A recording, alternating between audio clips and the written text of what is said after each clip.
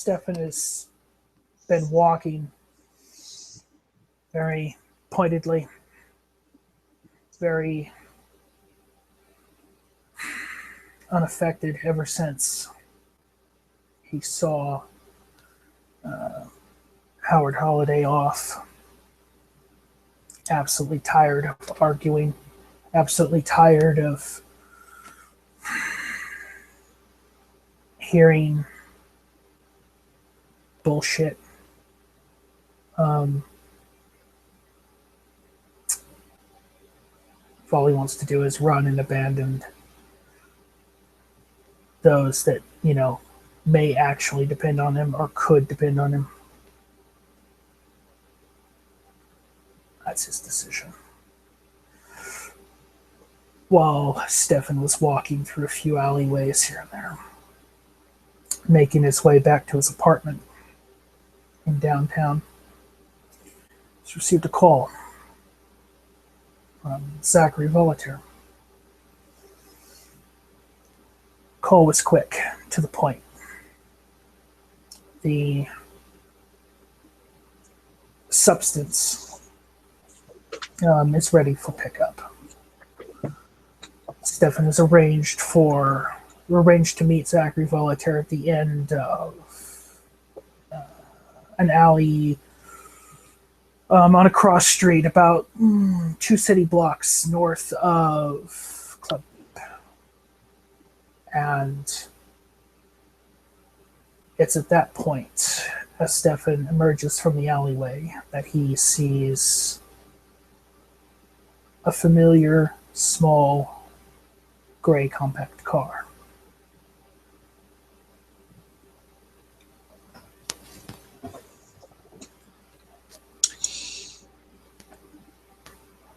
Zach is standing outside the car. He is waiting patiently, having arrived sometime prior.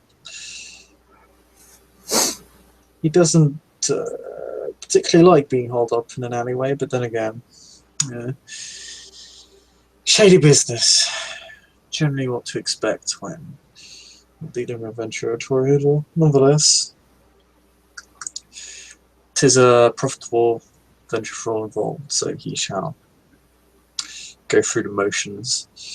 He's dealt with worse than a little bit of a wait, so he shall stand there patiently, just leaning up beside his car door, smoking a cigarette, glad he doesn't need his lungs anymore.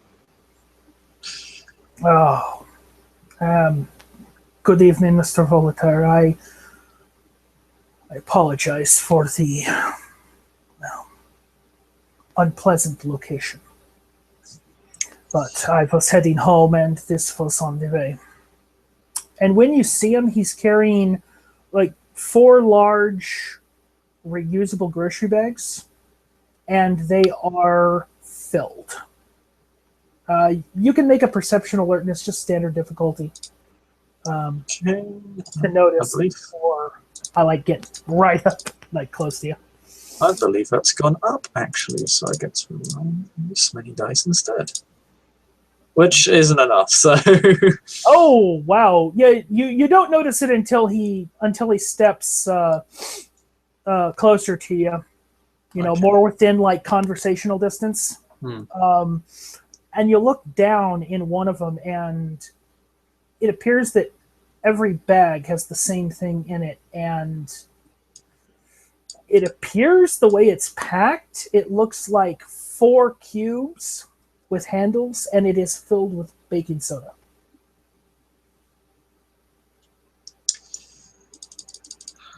This is just to maintain a stone cold, guys, to not give a reaction.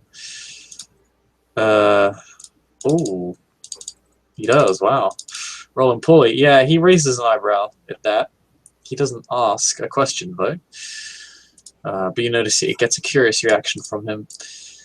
It doesn't last too long. He still looks up towards you after taking a moment to inspect what's inside the bag. Baking some. I'm assuming the substance is in the trunk.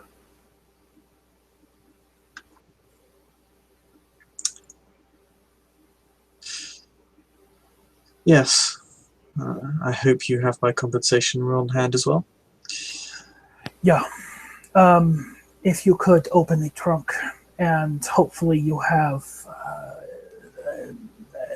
elastic bands, cords in there.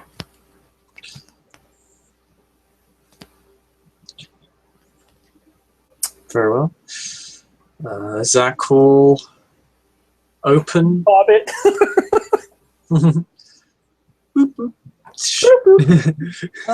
When the trunk, opens, I mean, it may be a Ford Focus, but, it is a key fobbed car. The trunk kind of raises a little bit. He has the extra package. Yeah. Fuck it, why not? And there's enough room in here for probably not more. Not you couldn't fit another barrel on here, but there's enough for 2 barrels. Or gallons, gallon bottles. When Stefan sees it, he sees that the 2-gallon bottles are loose. They are not tied down. They are not kept in place. Stefan places the bags down and then places them in the trunk, and taking a bungee cord or 2, he wraps the cord around the bottles loosely, hooking one to one side inside the trunk and the other to another stationary point. And then does the same thing on the opposite side of the trunk to bring it across in like an X.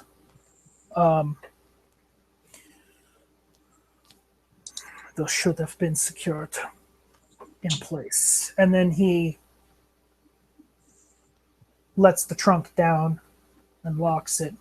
Stepping back to the passenger side of the vehicle, he reaches into a breast pocket, pulls out an envelope. Now, there's just one more thing that I require of you, Mr. Volatair. We need to head to the southern docks, to a warehouse.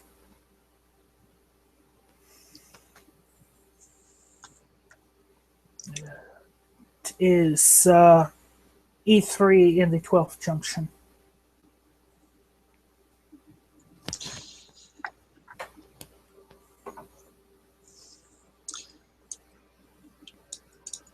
What am I supposed to be witness to?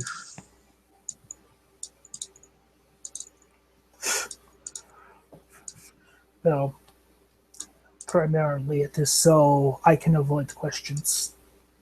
These items are not, they arouse suspicion. And, well, to show you some of what Axel has done in the past.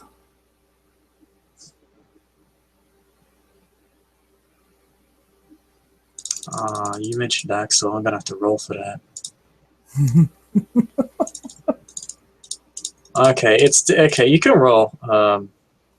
I am looking at him and paying attention to body language, things like that. Okay, yeah. It's emotional concealment, so he doesn't. It's not a lie or anything. He doesn't actually answer that statement, but I believe I'm rolling like ass right now. Still 3 successes. Had I not have very ridiculously high dice myself. So you managed to conceal. I mean, unless there's something still off about it, you managed to conceal it. No, he's quite trained in this at this point. I don't believe Braunfiedler has met Mr. Eldridge, Zach's own sire, but this isn't too different from the way they act. Very stable, monotone, stoic look. But he gives a slight smile. I see. Then we had best be going then. Yeah. And Stefan gets into the car. If it's unlocked, he immediately gets into the vehicle. As Zach begins to enter the vehicle, he says, I suppose you have open access to this warehouse? Yeah. I have been there before. Good. Satisfied with this answer, he starts the car. Is Zackary familiar with the location of this particular warehouse? He goes down to the... Oh. There we go. Okay. He goes down to the docks fairly regularly at this point. He has a warehouse of his own that he actually owns. Well, rents one out. He uses one. So he probably at least have an idea of where it is. Maybe not a precise, but he knows the layout, so he could probably find it based on how the warehouses are organized and numbered. At this point, he's used to that system, so he could probably pretty easily find it. Yeah. It doesn't take too long to get into that area, through the other half of downtown, historic district. You probably take the most efficient route into the southern docks area. Does Zackary seem to approach from more the front or side of the district? Probably the side. Okay. Stefan doesn't say anything then. And after maybe 20 minutes, maybe there's a little bit of traffic, but not much. The vehicle pulls up near it. Stefan says, pull up around the back.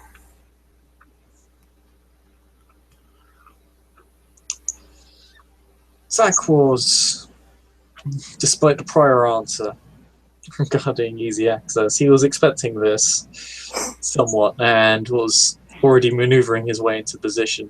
But yeah, he follows your direction. Stefan gets out of the car when it comes to a full and complete stop, and the car is turned off, and makes a motion in the rearview mirror like this.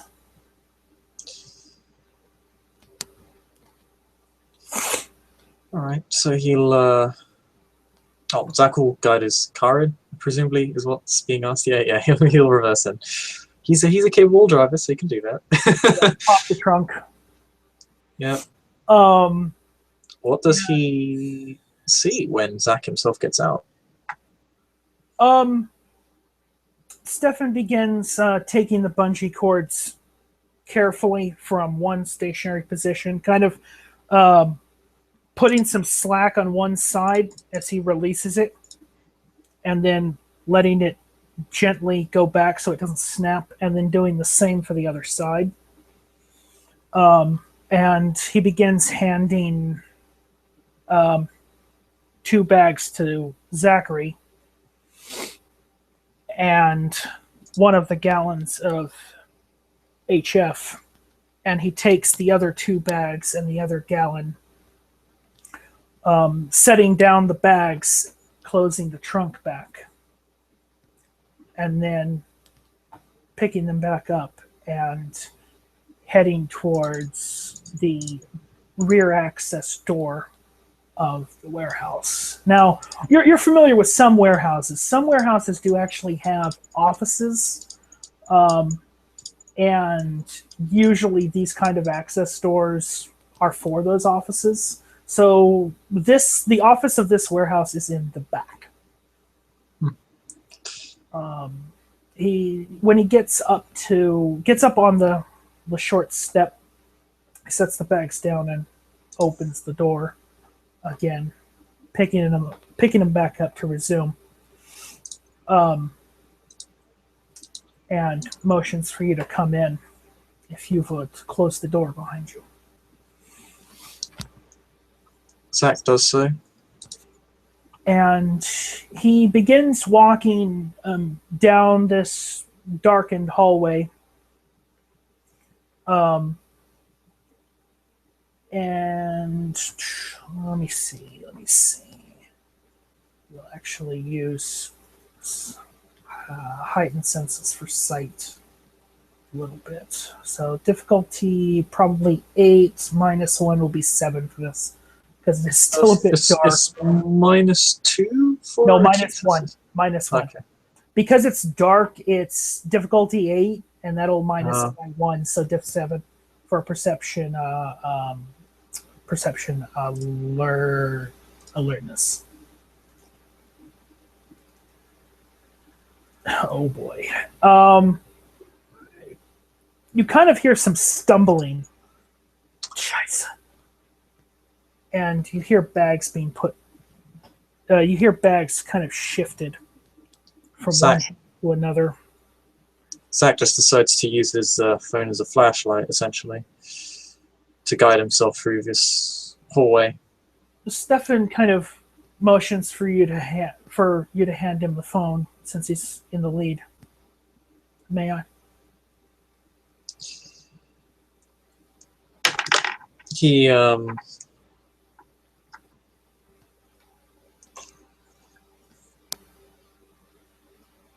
ends up taking out. He ends up putting his phone away. And that's like one of those really small flashlights, very small things. About as effective as the phone itself. He just hands it to you. Oh, it's one of those nice torch flashlights? It's a very small thing. Yeah. Really bright. It's one of those. Yeah. Yeah. Super bright torches. Yeah. Thank you. He turns it on, letting the heightened senses fade. And holding the gallon and the 2 bags in one hand, he... this is the door. And he heads left. He's gone down the hallway past 3. This is the third what would be the third office door. The door is off the hinges entirely. You can see maybe some splinters of wood, maybe remnants of door hinges still. Heavy industrial hinges. He heads left through that door and kind of waits for you. That way you can kind of see the light and see the illumination. The office that he steps into, there's God knows what on the floor. I mean, you see him kind of shine the light on the floor here and there to find a clear path. But the smells in here are somewhat offensive if you catch a whiff of them. Visually, it's disgusting. I mean, on one wall, you swear, is that shit? Is there a light for Zack to actually turn on? No, there is no power in this warehouse at all. You end up flicking a switch and then realizing it does nothing. Yeah. And will end up using his phone to basically get a better view of what sort of absurd and insane various holes in the wall.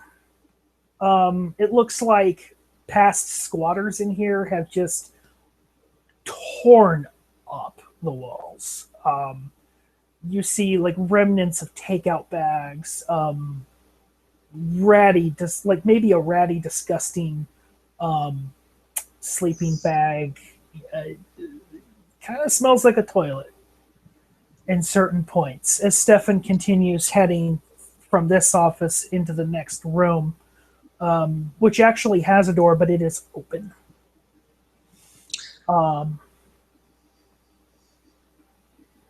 And even though you don't have to breathe, certain smells will waft.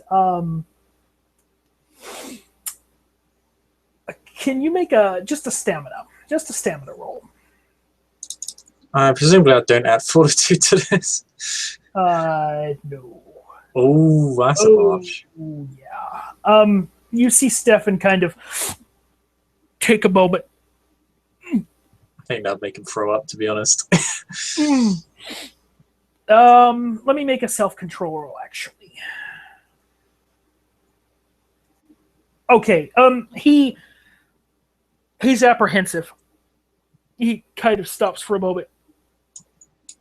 And he takes a moment. Luckily, he does not actually make a horrible mess.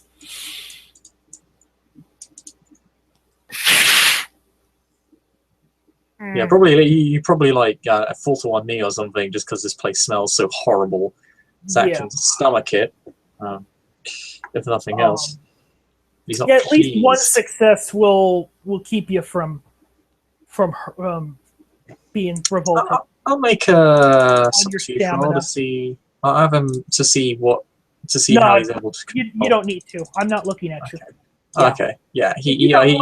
If you got one stamina success, that should be enough to hold your stomach. But he takes a moment and you see him pull out a couple, like a little Kleenex package as he sets the items down. And he literally makes what looks like plugs very quickly. It doesn't take him long to do it. And he puts the plug in each nostril.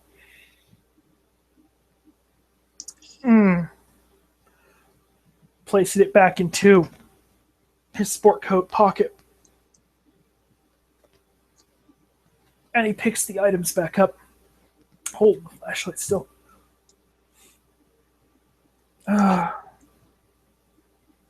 And continues into the room. Zach's just been looking at him expectantly this whole time. Well, it's so strange because again, it's like the last time you met Zach, he's gotten far more distant, and he just kind of looks down on you. It's almost a bit condescending in hindsight because he doesn't really react. He just looks down on you, but almost looks like judgmental in a sense.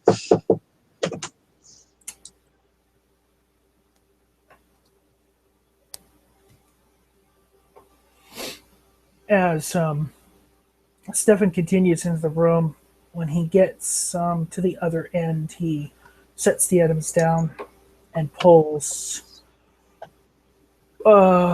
amazingly enough, an old, cheap office desk. Not very heavy to move, but he pulls it away from a section of the wall, and you see that the slab in the section of the office has been heavily chipped away. Like, there is a sizable hole in this section of the floor. The wall is mostly intact. It looks like there's rat holes here and there.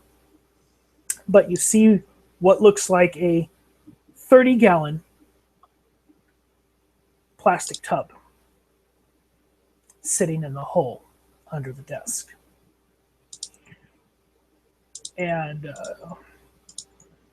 at this point, he kind of he'll take a little bit of a look at you, and I'll do a perception empathy just to kind of see where you're standing. He's trying to gauge you based on body language. Okay, I'll roll against that then. Oh, you rolled very well. Very well. Okay. Which in this case would be me, I think, because you're trying to look into me, and I'm just trying to not give myself away. Okay. Yeah, I'll say because you rolled really well, you swear you spot. And there is that it's difficult to tell what it is. Condescension. It's just really dark. Okay. You can't quite tell what it is, but you know there's a reaction to this. It's not a strong one. You also know that it's almost like it's directed towards you, not anything else. But I don't know what it is. It's too dark. And again he's maintaining his composure despite the smells. And he's looking towards his barrel, and well, he thinks he knows what's in it. Now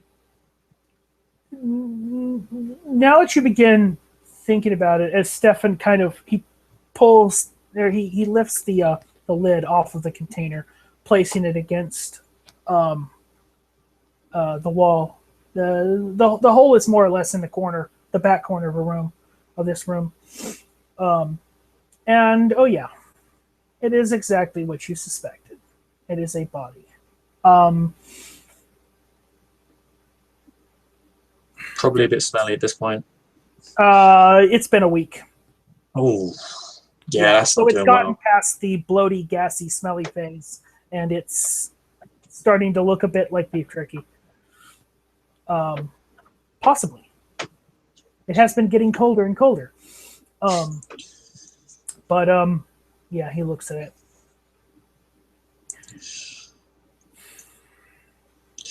It would have been better if I had gotten to this sooner. Why go to such extremes? Why not simply burn the body? Because when you burn a body, it gives off a very unpleasant aroma that in large cities attracts attention. And most cities have a burn ban within the limits. Zach, he doesn't seem satisfied with his answer at all. And besides that, fire is not exactly something that we like to tangle with. It is safer this way. When he says that, you don't have to roll for this.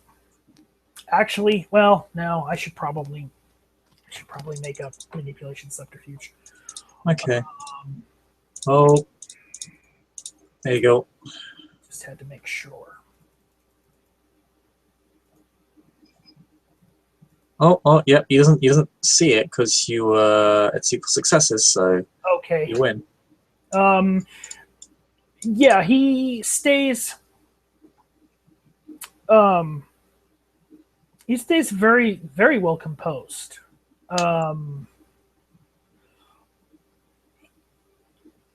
It's almost like you're looking into a mirror right now. Yeah, I'd say that's true, actually. Yeah.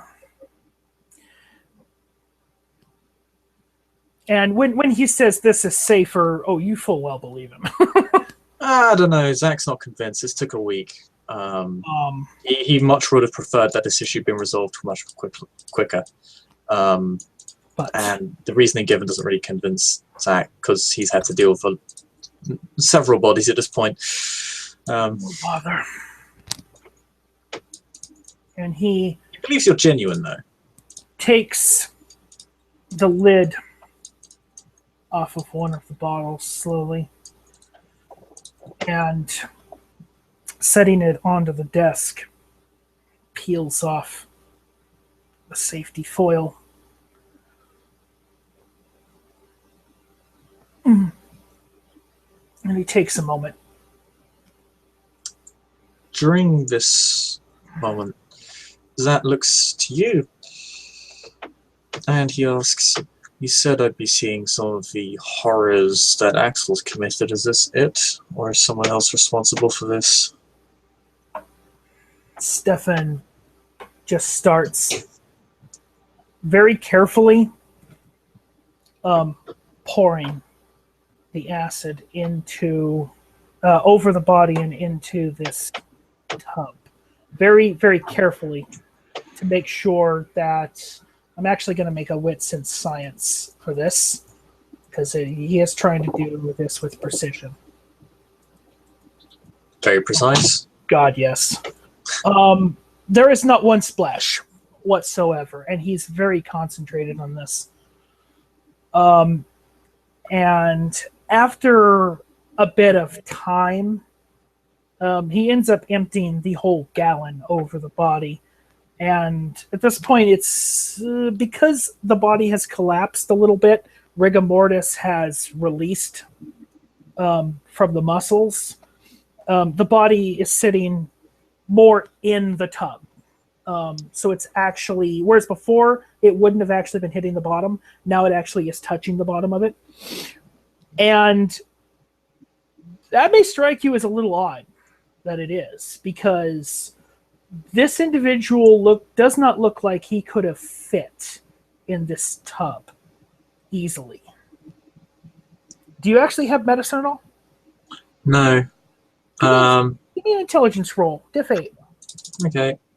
That's fair enough. Success.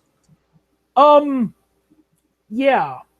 When you're looking at the body, you kind of instinctively bring your flashlight around it. And this man's head should not be in that position, and nor should his limbs. It looks as though his legs were broken in several places, his arms were broken in several places, and his head, his neck, was broken in several places to get him into this position, to where he would sink in. Zack, not endeared by the sight, looks back up to Stefan and rather bluntly states, "You have yet to answer my question, Mr. Braunfiedler."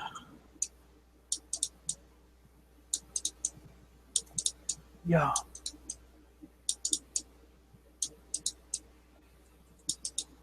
This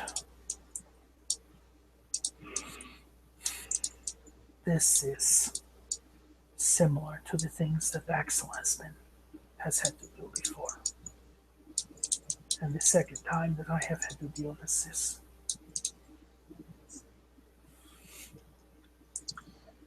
Zack then begins counting the amount of times he's had to do this. But this is the first time that I have done this for myself. The first time I had to dispose of a body, it was because of a careless Nosferatu who attracted attention to himself, fired a gun at the church, and caught the attention of a bystander across the street, whom he killed, and then dismembered brutally.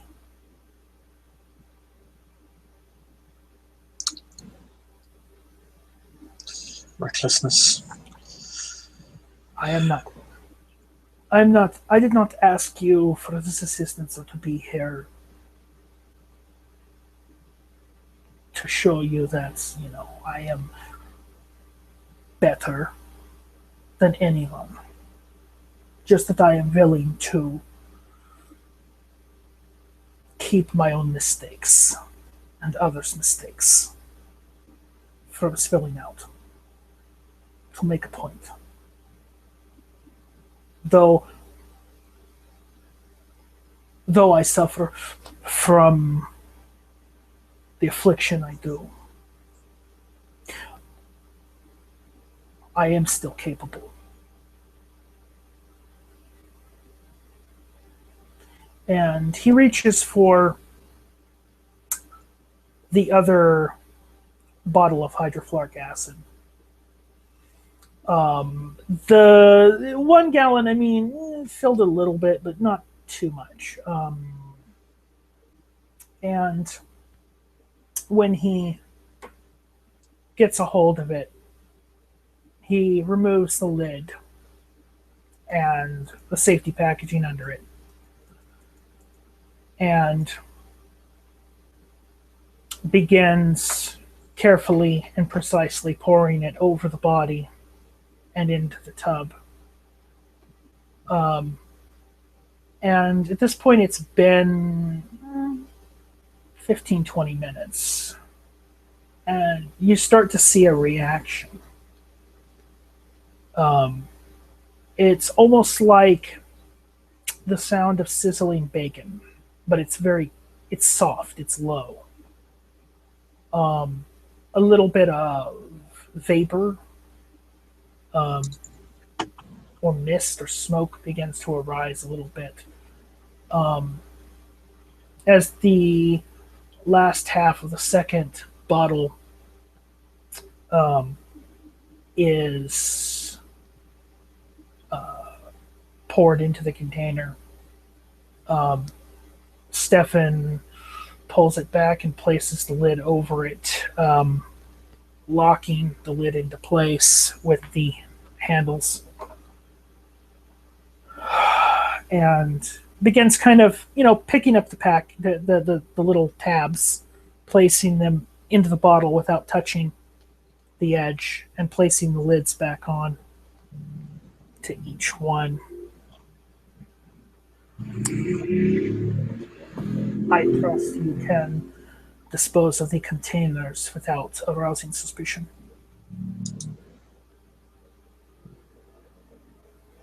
Zack just kind of looks aside for a second. Yep. He doesn't seem fazed by this question, but yeah, he'll answer. I believe so. Shouldn't be any issue at all. Mr. Volatair, I appreciate your assistance in this matter. You did not have to. And I do again apologize for the anger I directed your way, the animosity that was caused between our clans. And should you need my assistance in the future, it would be my pleasure. And Stefan, very, in an almost unprecedented way, he lowers his eyes a little bit, in a semi bow of the head, but not like a complete prostration by any means.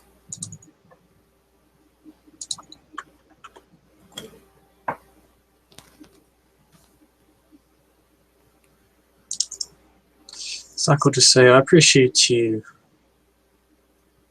trusting in my capabilities, Mr. Braunfiedler. May we engage another time. Good. I still have things to attend to here. Please, have a safe drive out of the district and have a pleasant night. And he takes the two bags from you, and just kind of turns toward the container, looking down at it. Yes. Zack leaves and takes his time. It's a bit of a walk, it's a bit dark. The containers themselves, well, there are many manners in which he can dispose of them without suspicion. It doesn't really concern him right now.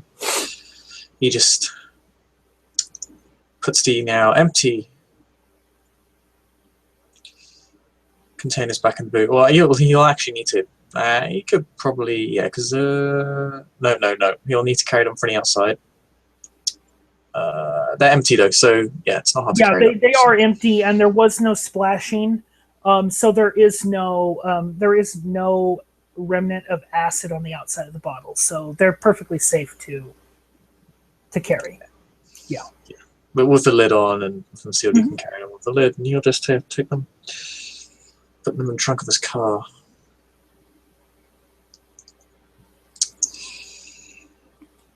He thinks he may just simply dump them in the ocean.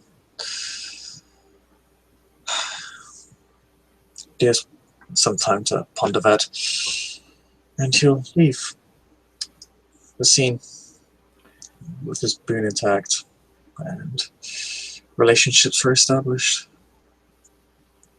As Stefan remains in the room of the warehouse office, looking down at the container. He listens very carefully to the sounds, the low sizzling, with one thought in his head. The next stage, as he begins, he turns the desk a little bit, the drawers still being intact. He begins packing most of this baking soda, this sodium product, carefully into the drawers to ensure that every single one of them fits, or at least most of them. He empties both bags, closes the drawers, and then pulls the desk back over the hole that this tub is sitting in. He knows that tomorrow night he will return here to finish the job.